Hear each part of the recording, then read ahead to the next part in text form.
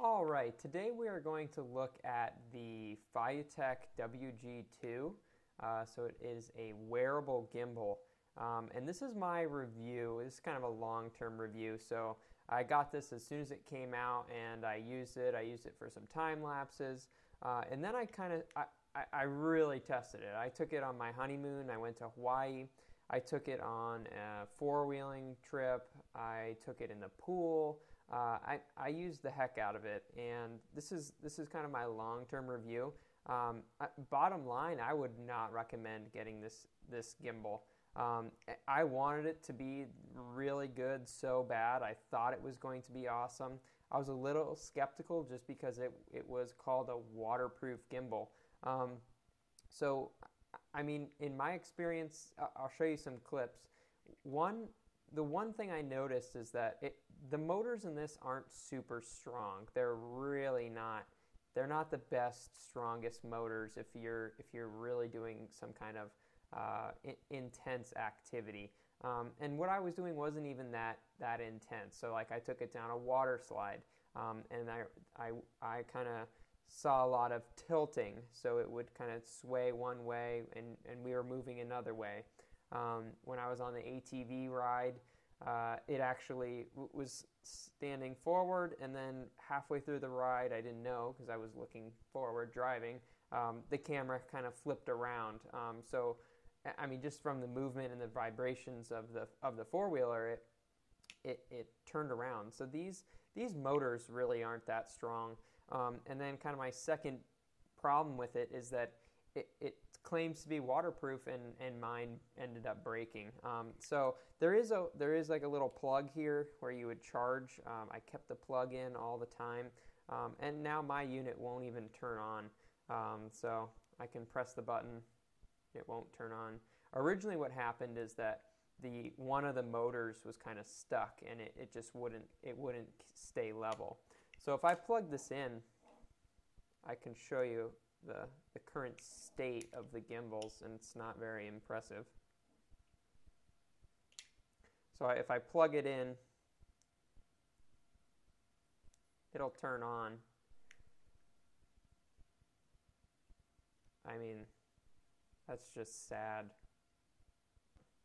This is not good. So I'll show you some clips of what I did get. It was pretty smooth. It's nice and small. It comes with this little tripod. Comes with this little thing that you can use kind of as like a grip, but it's a low profile tripod. Very, very simple, cheap.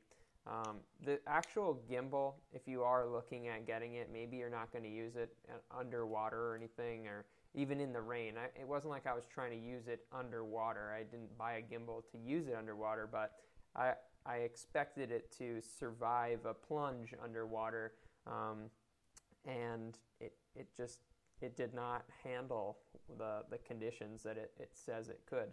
But if you're looking for a gimbal that's, small and cheap, and that you can wear, and you're not going to do a lot of activity, I don't know, maybe you're just walking around with it to do steady shots, this could be the gimbal for you.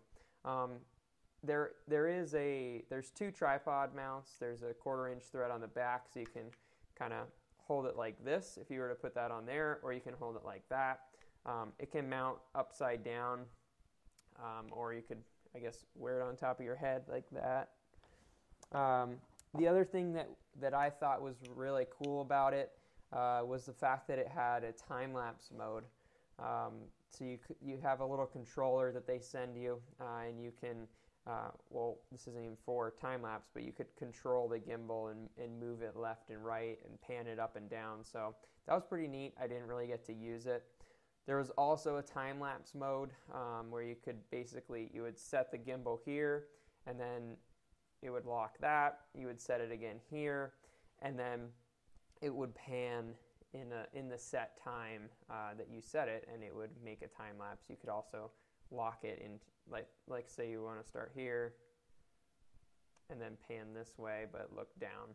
So you could get that kind of pan down. I only used it once the first week I got it, and it was a nice feature. I would have liked to use that more. The other thing, there's different modes, and there's other videos out there that show the different modes of it. They produce their own video, so I'm not going to even get into that. The other thing that I really didn't like about it was just kind of the ease of use. It's not simple to slide your GoPro in here. Like, you have to, there's two little screws here. You have to loosen them just right to then slide your GoPro in and out. And if you screw it too much, then this comes off. It's just kind of flimsy and wonky. Like, when you're out in the field, like, I'm hanging out at the pool and I'm spending time going like this, and it's not a very simple thing to use. So that's my long-term kind of review. I would say don't buy it. I haven't used the Karma grip, but from what I've seen, and I'll link a video down below of a couple different reviews of other gimbals, but from what I can tell is this is not as waterproof as it's said to be. The motors are not very strong, so if you're going skiing or even skateboarding or four-wheeling like I went, it's really not going to hang up. It's not going to hold up to what you would expect out of a $200 to $300 gimbal. So that's my review. Leave a comment below if you have any questions on it.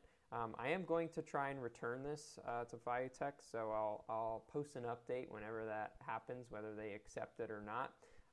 But yeah, leave a question or comment below, and I'll get back to you as soon as I can. Thanks.